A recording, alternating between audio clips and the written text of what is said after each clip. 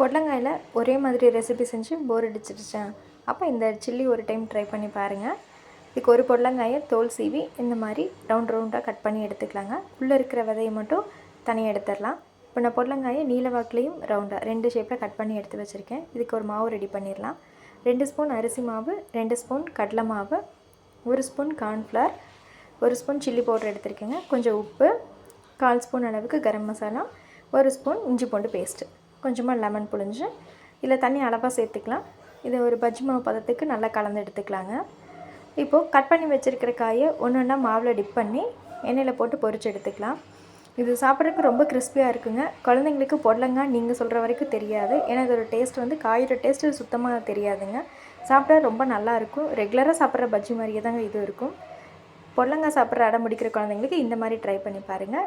இது ஈவினிங்கில் ஒரு நல்ல ஸ்நாக்ஸு. சாப்பிட்றதுக்கு ரிங்ஸ் மாதிரியும் இருக்குங்க, பக்கோடா மாதிரியும் போட்டு எடுத்துக்கலாம். கண்டிப்பாக இதை ட்ரை பண்ணி பாருங்கள். எப்படி இருந்ததுன்னு சொல்லுங்கள். தேங்க்யூ.